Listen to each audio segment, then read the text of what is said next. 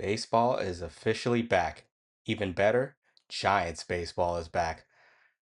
It's been too long. We finally got spring training games, our first opportunity to see the Giants under new manager Tony Vitello, get a look at some of the young talent and interesting battles for spots on the opening day roster. And today, I'm going to be talking about the battle I think can extend throughout the entirety of spring training. I'm your host, Darius and this is Second and King. Welcome to Second and King. Hit front high. It's a dig. It is Your one-stop shop for everything San Francisco Giants. deep right field by Crawford. Adios, Pelota. And now, here's your host, Darius Lott. Yeah. Welcome back to another edition of Second and King. As I said at the top, back with you again is your boy Darius Lott, and I'm not going to waste any more time. I'm going to get right into it, talking about what I'm calling the arms race this upcoming spring training. Giants have a lot of young arms who are auditioning to be on this pitching staff come opening day. And with the bullpen that has, let's just say, a lot of question marks, there are plenty of spots open for some of these guys to take. Only for a few guys, there's only a few guys I consider absolute locks to be in this bullpen. Ryan Walker seems like he's likely to return as the closer, especially with Randy Rodriguez still rehabbing from Tommy John surgery. Eric Miller, I feel, is a lock for the pen. Matt Gage and Jose Buto are unable to be options, so that kind of means they are pretty much locked into a spot in the pen as well. Then after that, it's pretty wide open.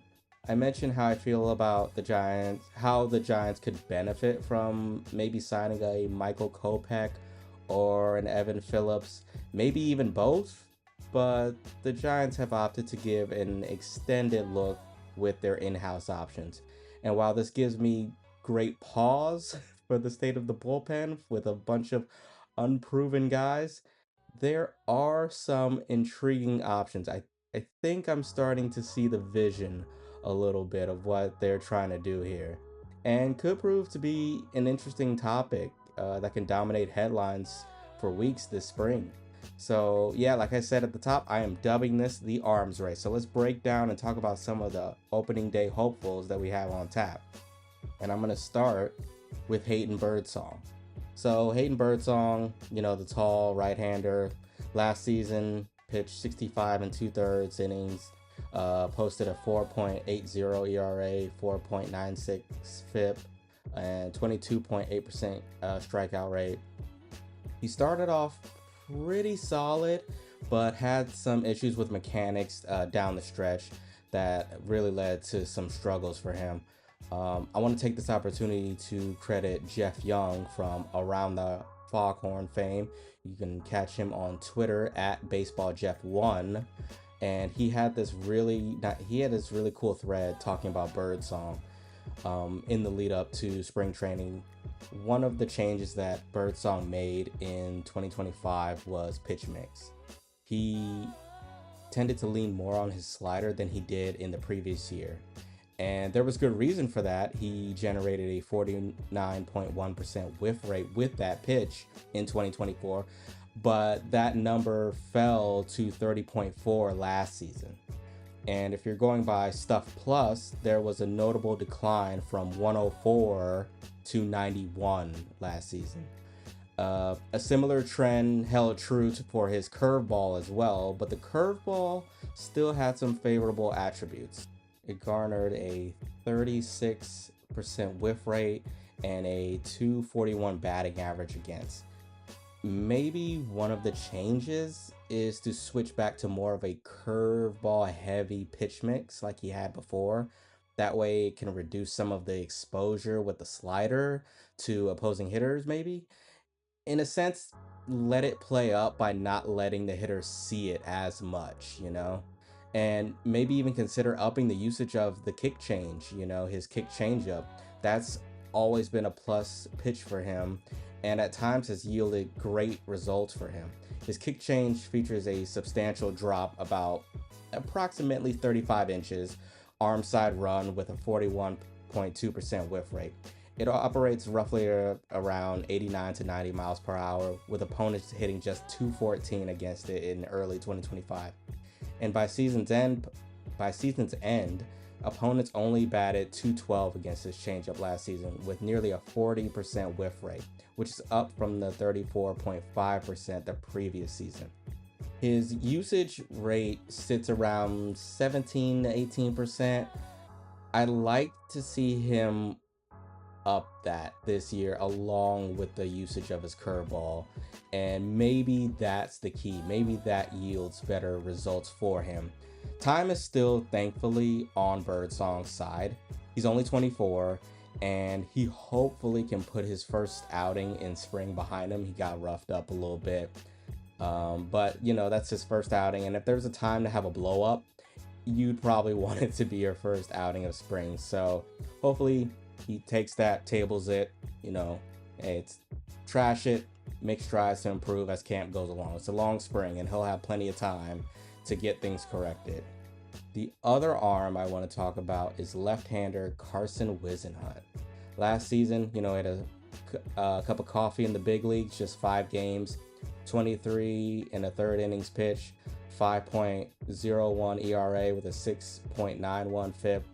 Notable thing with Whisenhunt last season was the significant drop in his fastball velocity. His fastball last season topped out at 92.6 miles per hour. It was hit hard last year. When he got to the big leagues, opponents were slugging 514 against it. Granted, this is a small sample size, but it is worth acknowledging, especially given the low velo on his fastball. It seems like the longer he goes into a season, he tends to wear down, and his velocity drops as his pitch count continues to grow. So the hope for him in 2026 is that he's able to maintain that velo as his pitch count and innings grow. His gradual wear down, as well as his lack of a fully effective third pitch, is what I believe is what's keeping him from his full potential. At one time, he was seen as the Giants' best pitching prospect for a time. When you think about some of the best arms in the Giants system over the last couple of years, his name always came up. Carson Whisenhunt, the devastating changeup from the lefty, but maintaining velocity and a third pitch has kept him from becoming a viable option for the Giants rotation. But in a bullpen that's wide open, and he gets to, maybe get that fastball, keep that fastball going, and, maybe sprinkle that in with that changeup, it can make him a viable option for the Giants bullpen. So, we'll have to see how that goes. According to Shayna Rubin of the SF Chronicle, Whisenhunt was experimenting with a power slider cutter combo during a simulation game on February the 19th in camp. So maybe he can refine that pitch. It could see him, gain favorable results, and maybe that's that third pitch he's been lacking, that he's been looking for. So this, I talked about at the top, his fastball velo being down. Well, in camp so far, his fastball velocity is topping out at around 96 miles per hour. And that's a favorable sign. Again, if he can keep that up, keep that going, pair that with this changeup, and if this power slider cutter combo he's got going on can prove to be effective, if he can maintain that, he can make his repertoire that much more effective. And his fastball being, in high 90s, his changeup is elite. We're looking at something here. That's something to work with. In 2024, his changeup garnered a 47% whiff rate and a chase rate of 49%. He's most effective when he has to sell the changeup with his high 90s fastball. And that could be viable as a late inning high leverage arm for this bullpen, especially, in a bullpen that they're looking at lefties. They want some lefties for this pen. I talked about Eric Miller being there. Sam Henches will be there eventually. He's still recovering from his knee injury last year. Yeah, this is a bullpen looking for lefties, and he could be, if all things shake out, he could be an effective one.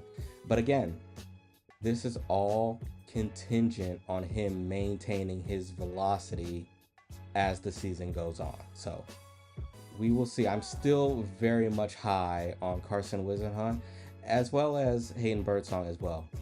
And both had, pretty rough outings so far this spring. As I'm recording this, Whisenhunt had a good first inning in his first work of the spring, but couldn't record an out in the second inning of work, and that was with the Giants having an 8-1 lead at that time. Yeah, it was 8-1 at that time, and things kind of unraveled for him. Just couldn't throw strikes effectively. Fastball velo still looked good, but couldn't locate the fastball, couldn't locate the changeup. Was kind of just out there looking for answers. But much like I said with Hayden Birdsong, if there was a time for you to have a blow up, it would be early in spring training. So take that, flush it, keep on chucking, and then just keep it going after that. The next arm I want to talk about is Blade Tidwell. He was one of the big pieces from last trade deadline. He was acquired in the Tyler Rogers deal. And new manager Tony Vitello is no stranger to Tidwell, being as he coached him during his tenure with Tennessee. But he is relatively new to Giants fans. He has a high upside arm that could prove to be an absolute steal for the Giants in a deal that was kind of just, shed payroll and kind of just open up a spot. The Giants weren't competing, but they may have found something real special with Tidwell in that Rodgers deal. After he was acquired from the Mets last season, he immediately hit the ground running in Sacramento with the River Cats. The former second-round pick posted a 1.50 ERA with a 35% strikeout rate in his short time in SAC before tweaking his shoulder late last season that effectively brought his season to an abrupt end. Granted, it was a small sample size, but from that little he showed, there's a lot to like about Tidwell. What makes him so effective is his two phenomenal breaking pitches, his sweeper and his slider. And I want to shout out Matthew Nair on Twitter for these stats. He did an excellent thread on citing the changes that Blade Tidwell made, and I find these all so fascinating. These are some good numbers. While Tidwell posted solid numbers in Syracuse during his time with the Mets, with a 4.10 ERA, a 3.98 FIP, and a 25.7% strikeout rate with a 9.5% walk rate, he made significant changes to his pitch mix once he came to the Giants. He made the decision to cut back on using his four seam and sinking fastball, and he decided to up the usage of his sweeper and his slider. From upping the sweeper usage from 33% to 34% of the time, which isn't a huge jump, but it's still, it's significant. It's worth talking about. Where he really changed what he was doing, he vastly upped the usage of his slider. It went from 11% to nearly 30% of the time he threw it. The increased usage of these pitches has allowed Tidwell to really stand out as a viable option for the Giants in late inning high leverage situations. The slider, which is a hard slider, sits around the high 80s with 5 inches of horizontal break and an above average stuff plus of 109. So The stuff plus stat, I've mentioned it, already in this episode, but the league average is 100. Anything above that, is considered, really good. So, and what stuff plus measures is just the effectiveness, the effectiveness of the pitch. It's movement, it's break, just sheer nastiness of the pitch, basically. Like how effective, how nasty is this pitch? And his slider has been super, super effective, especially against righties, getting swings and misses on nearly half of the swings hitters took. And, as he maintained the usage of the slider, he also maintained high usage of the sweeper, throwing it a bit more, and is also a very effective weapon for him. The sweeper sits around the low 80s with 13 inches of horizontal break. What makes his sweeper even more effective is the 5.4 inches of induced vertical break it gets. What that means is that Tidwell's sweeper has a whole 5 inches of carry, more than the average induced vertical break that is expected of a sweeper. He managed to generate 52% of his whiffs against righties with his sweeper. The one thing I'd like to see improve is the command of his fastballs.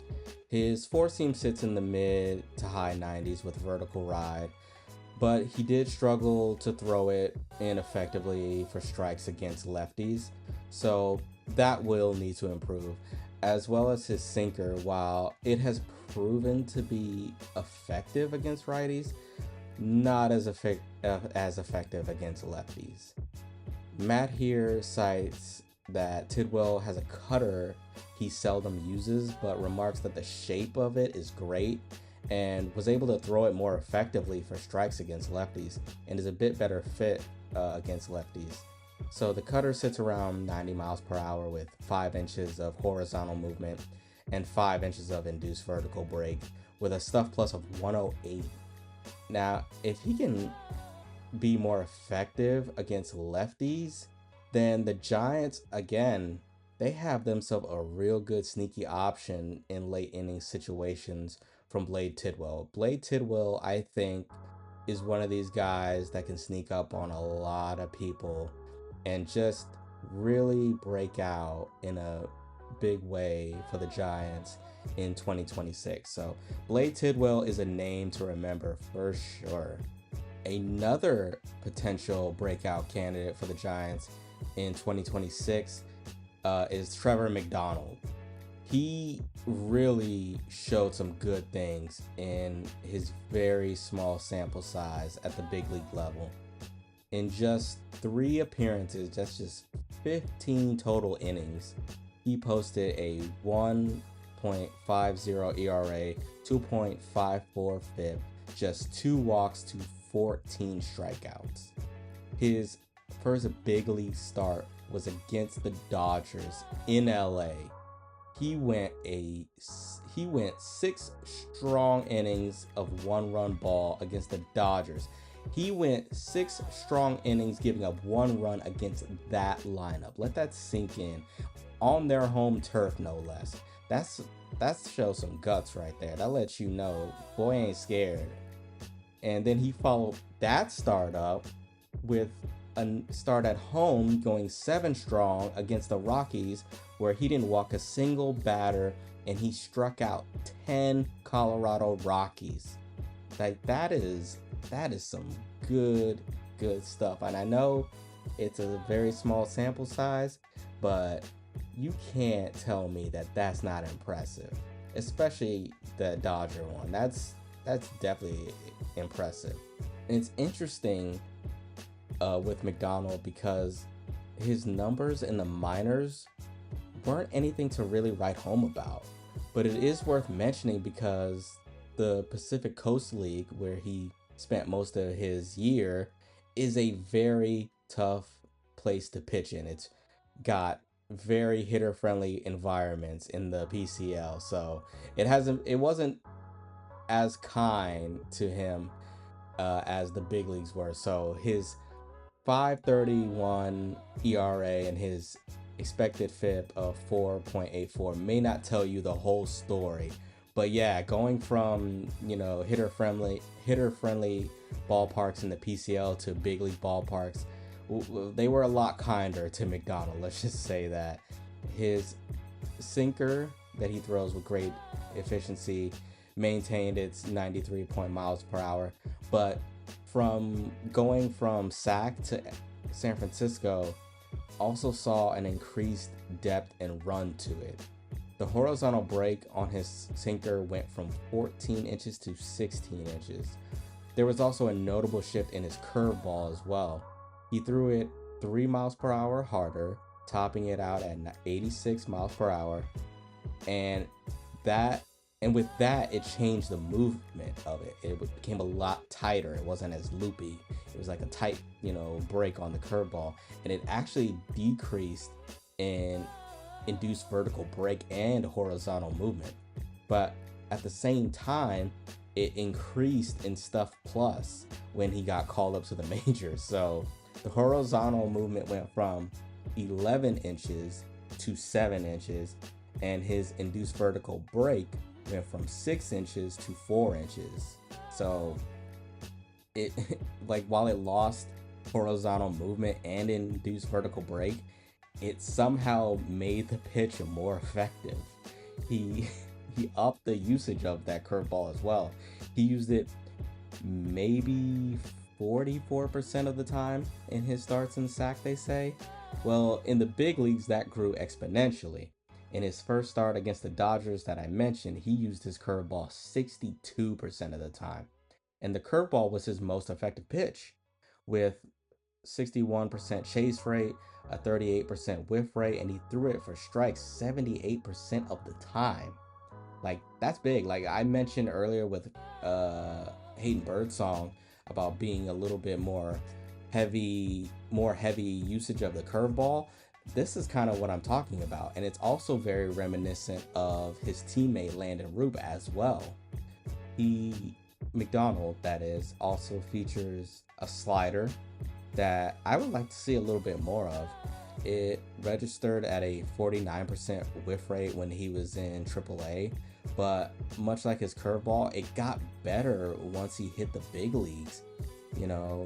It just, again, it was like kind of that really interesting thing I was talking about with his repertoire, that he went from the high offense environments of the PCL to the big league. It's somehow his stuff played better at the big league level.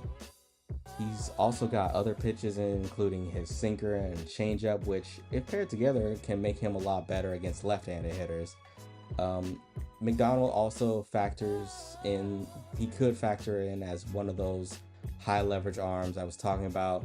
He also could be an excellent fit for a long relief role, just eat them, those bulk innings when needed, and spot start here and there. He's already proven he can do it. So if he could just make those slight adjustments against lefties, maintain form, I think there's a good possibility we can be seeing a lot of Trevor McDonald in 2026 for the San Francisco Giants. Well, I already talked about one Carson. Might as well talk about the other, and that's Carson Seymour. Carson Seymour, he's intrigued me since the Giants acquired him back in 2022 from the Mets. That was the trade that sent Darren Ruff to Queens, and Seymour came along with JD Davis and others.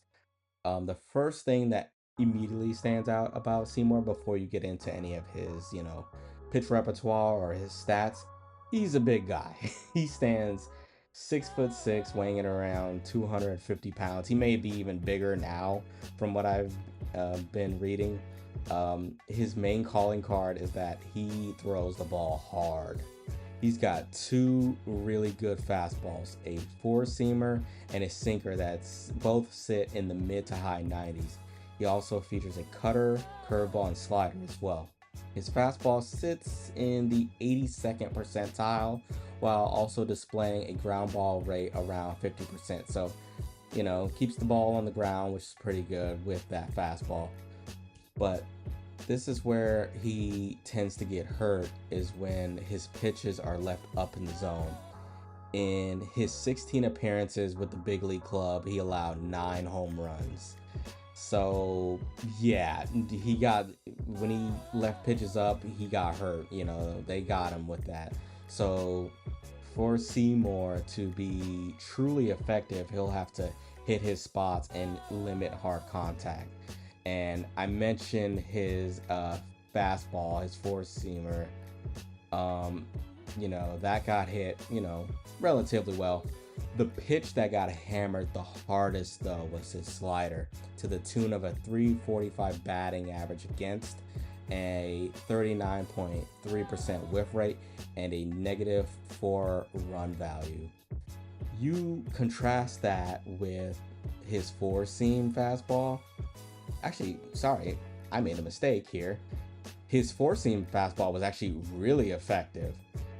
His four-seam fastball was worth +2 run value, while opponents only batted .161 against it with a 23.9% whiff rate. So apologies there. The fastball was actually very effective. It was the slider that got hammered the hardest. The arm side movement on his fastball has lent itself to be a lot more effective than the slider that has more glove side movement. So that being said, the 39.3% whiff on his slider generated the most out of all his pitches, that even more than his fastball. So there's big potential with that pitch if he can incorporate it and throw it, with more command. So if he can throw that, incorporate that with his four-seamer as well as his sinker, then I think Carson Seymour can be an effective arm for the Giants. He's, again, one of these guys who I think could be, just with a little bit of tweaks, he can be an effective late-inning solution for the Giants. So he intrigues me, as well as the last arm I'm going to talk about. I'm going to round this one out with a fun one. And I'm going to round this out with a guy that probably most Giants fans had forgotten about. A former first-round pick for the Giants in 2021, and that's Will Bednar. Bednar was the 14th overall selection by the Giants in 2021 out of Mississippi State. He was ranked as high as 32 in the top 200 draft prospects at the time, and it's been a rough go of it for him, just to say the least. Went from being a top draft prospect to a high draft pick that could potentially rocket through the Giants minor league system, to recently being left unprotected from the Rule 5 draft and not being selected at all. And if his last name sounds familiar, that's because he is the younger brother of all-star closer David Bednar, currently the closer for the New York Yankees, who the Giants will see opening night in San Francisco. They will host the New York Yankees. So more on Will Bednar. At the start of his pro career, like I mentioned, it's unfortunately been marred with injuries. Injured stint here, IL stint here, just a myriad of injuries during his time with the Giants in the minor league system. And with that, it came a change from being a starter to transitioning him to more of a bullpen role, which, given who his brother is, like I mentioned, may not be a bad thing. Might even save the guy's career, to put a little less wear and tear on his arm. I know it's not ideal, especially when you draft a guy first round, that high. You probably envision him to be a starter. You probably envision him to be an ace caliber pitcher, or at least a cog in your rotation. But hey, sometimes, begrudgingly, these decisions got to be made. And the decision was made for him in 2024 to transition him to the bullpen on a full-time basis. And the decision overall, I think, could help Bednar reach his full potential. And like I said, keep him healthier for longer stretches of the season. So in 2025, he he was fully locked in to pitching out of the bullpen. He had an interview. He sat down, I believe, with Susan Slusser, excuse me, about his approach and how he felt now getting adjusted to the bullpen, how it was different than having to, get ready for a start, all the different things that go into when you're starting as opposed to your bullpen. You don't have to think as much. You don't have the time to think as much when you're in the bullpen because you get the call, they tell you to get up, you get loosened up, you get warmed up, and then they call you in. That's it. There's not a lot of time for downtime when you're in the bullpen versus when you're a starter. So yeah, 2025, his first year being really fully locked in to being a bullpen arm. And while the numbers aren't pretty per se, there were a lot of underlying metrics to say that the Giants think he could, be useful, especially in this new role. His fastball velocity since the change has absolutely jumped from low to mid 90s to hitting 99 with great regularity last season. And his fastball, with the 99 miles per hour, has great carry. It allows him to get a lot more swing and miss. He also refined his pitch mix a little bit, throwing in a hard slider that has a bit more vertical movement, and he has experimented with a splitter and has a curveball and cutter as well. One area he struggled in last year was with walks. He had a walk rate of nearly 16% and averaged 6.7 walks per 9 in 2025. But when he manages to stay in or around the zone, his stuff can be pretty overpowering. In fact, all his pitches grade out above average in stuff plus. So with Bednar, it's never been an issue of stuff. He definitely has the stuff. It's been a lack of command. Well, a lack of command and of course the injuries. But he has a walk per 9 of 6.3 for his career while having a strikeout per 9 of 12.5. So, and while his ERA, it's sat in the mid sixes, 6.50 ERA, may not look anything to get particularly excited about, but his 84 strikeouts in 52 and a third innings last year is a promising sign that he may be able to finally turn the corner. And while he might not live up to the potential that was expected of him when he was drafted all the way back in 2021, but at 25 years old, there's still plenty of time for Bednar to rewrite his story.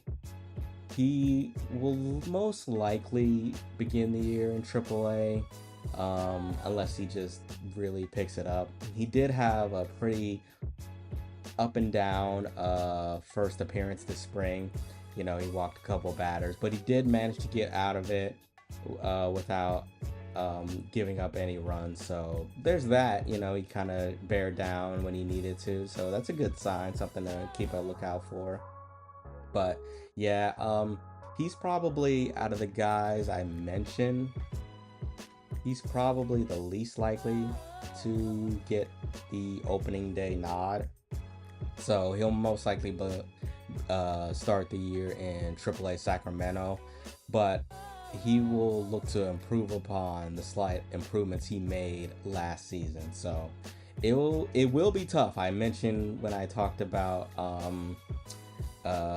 Trevor McDonald, being in the the PCL, it's very hitter friendly, so it won't be easy for him, but hopefully he can pull it out. The Giants are hoping for to build a solid bullpen through internal options and a solid comeback year from a former first round pick who's dealt with a lot of injuries most of his pro career and still plenty of time to turn around.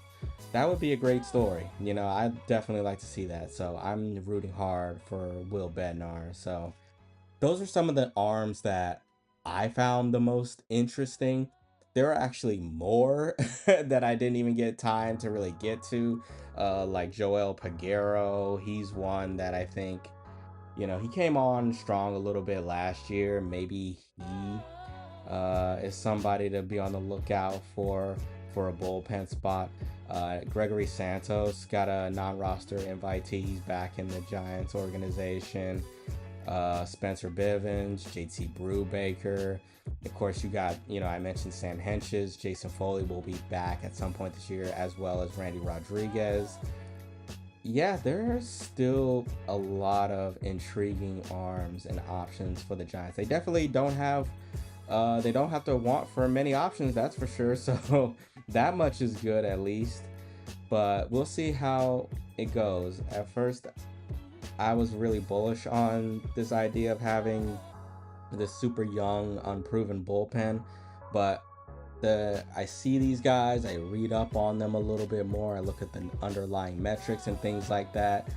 The more I'm intrigued, the more I'm picking up what you're putting down, Buster Posey. I'm starting to see the vision a little bit, So we'll see how it goes. I mean, hey, if they do decide that maybe this isn't going to work and they decide to go out and grab somebody who's still available in free agency, then hey, I'm all for it. But if they really want to commit to this arms race that they started by getting a lot of these young arms up and having them compete against one another this spring for a spot on the Giants roster, then hey, I'm good with that too. So I think I'm a little bit more open to it than I was before. That's for damn sure. But I think that's going to do it this time for me on this edition of Second and King. Thank you guys for tuning in as always. If you enjoyed what you listened to, if you're on YouTube, make sure you leave a like. And if you're not subscribed, go ahead and hit that subscribe button. It does the channel good. And it lets me know that, lets you guys know rather that anytime I post, you guys get notified, when there's a new episode. For my peoples on Spotify and Apple Music, leave a rating and review. Let me know how you're enjoying the show. Lets me know how I'm doing and if there's ways I can improve it. Also, if there are any pitchers that I miss or guys I'm not thinking of, let me know in the comments, please, because I would love to have a discussion about maybe there's some arms I missed. Maybe there's an arm you really like that I didn't mention. Please let me know. I would love to hear from you guys. But that's gonna do it for this edition of Second and King. I'll hit you guys with the next one probably sometime next week. We'll probably talk about guys more on the position player side of things. Look forward to getting into that. Guys who are expected to be key contributors for the team, but guys who could sneak up on us, guys who could, whether it's the opening day roster or further down the line. But that's going to do it for this. I'm your host, Darius, and as always, go Giants.